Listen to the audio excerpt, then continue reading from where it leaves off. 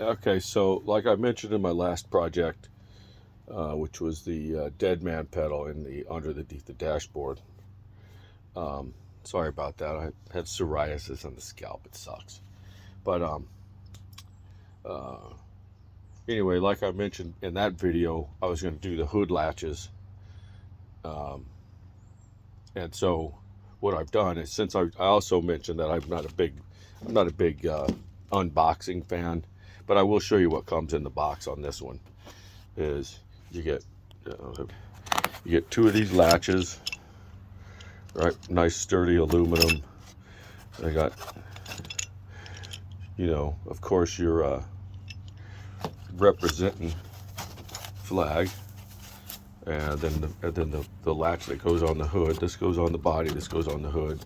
And these little things, I'm not exactly sure what they're supposed to be for, but they give you four of them, and they didn't really seem to fit anywhere. So, and the latch, but I've already installed one latch, by the way, just so I make this video short instead of long and drawn out trying to figure things out. And I had to turn the truck around because looking the other way on the driver's side is going to look directly into the sun, and that sucks for working on anything. So you'll need both of these that are supplied with the kit. They're both the same size, and they're to disconnect this right here, because you put this on first before you install the whole latch. And I'll show that to you in a second, because that's going to be the first thing. Well, the first thing we're going to do is take off the old one.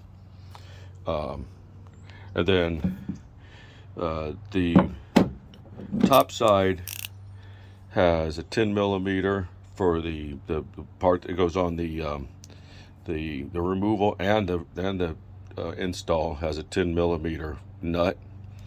And this nut here is actually 13 millimeter, but for anybody that knows anything about basic mechanics, it's the same as a half inch. And since I don't have a half inch or a 13 millimeter ratchet, because you can't get to it with a ratchet, you can only get to it with a open and box in wrench. But these ones I just so happen got because they ratchet on both the open and box in ratchets. But anywho, they work well. Half inch does the job just fine. 13 millimeter and half inch is I mean, yeah, just that close together.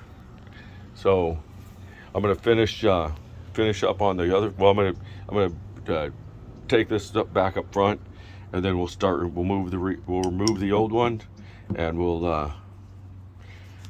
so we'll get up here and we'll remove the old one, and then we'll get to hooking up the new one, which should go a little bit quicker than the first one, because I know where I want everything to sit. So I'll be right back with you. Okay. You can see that there's really not a whole lot of space in there for a ratchet, so that's why I had to use the open and box in wrench. One nut, one bolt, and on this side there's two fasteners in there. You can see two nuts. And in step 2, this one's actually comes with instructions, but these actually come with instructions, but like a lot of these things that you get from made in China, or off of Amazon and anywhere else, ordering it. I mean, probably even Rock Auto. I don't know. I don't order anything from Rock Auto. Never have. But